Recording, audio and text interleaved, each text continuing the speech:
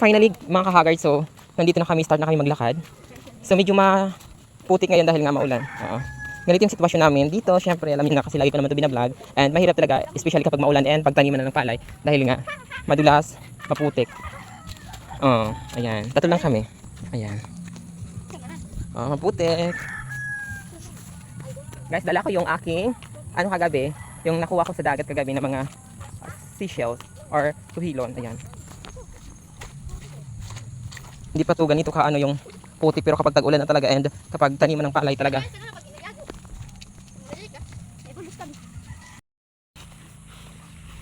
Hello mga kahagard, so ayan, so monthly ako umuwi ng aming barangay, so hindi ako weekly umuwi, so kaya ayun, ngayon tagulan na naman, mahirap na naman yung daanan dito sa amin, so medyo malayo-layo din yung nilalakad namin from barangay Ejidulay hanggang doon sa amin sa nag-move stop. So ang mahirap dito kapag tagulan na tapos taniman ng palay dahil sira-sira na yung daan, madulas, putik. Ayan. Bye guys.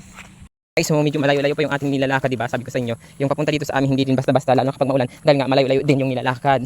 Pero pag maano naman, maganda yung panahon at syempre matigas yung lupa, pwede naman hanggang doon sa aming barangay ang motor. So ayan, diba? Hanggang doon yun sa kabila pa. Oh. Ayan, so ito dito guys. So ano ito dito? Taniman ng palay. Kapag taniman na, so sobrang hirap na ng daanan. Doon kami dumadaan sa gilid, sobrang layo. Ayan, so ngayon, ano pa kami? Pasalamat pa kami kasi hindi pa siya tinatraktor dito or hindi pa siya inaano yung lupa. Ayan o. Sobrang kahirap talaga kasi actually meron na doon sinimulan yung daanan papunta doon kasi nga lang siguro ko malabo pa na masimulan ulit yun. So ayan, hirap diba? Kaya pasalamat yung mga malapit lang sa bayan, na barangay at hindi na sila naglalakad ng ganito.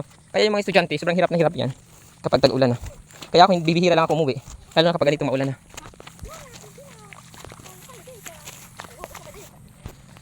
Putik. Oh.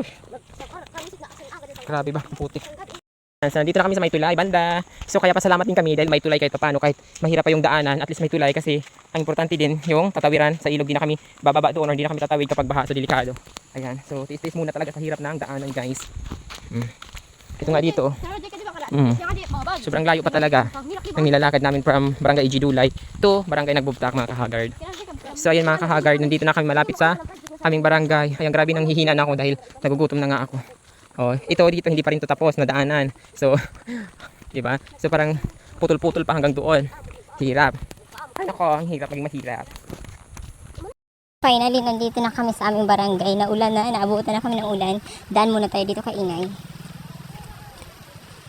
Inay? Anong ginagawa mo, Inay? Si Inay.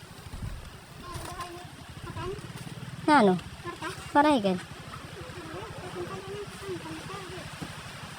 Ayan, si Nanay. Nagninimos na naman kay Bagyo. May pasalubong sa tuwilon. Nagsulo kan kagabi na nakit dagkuit. Sa koan.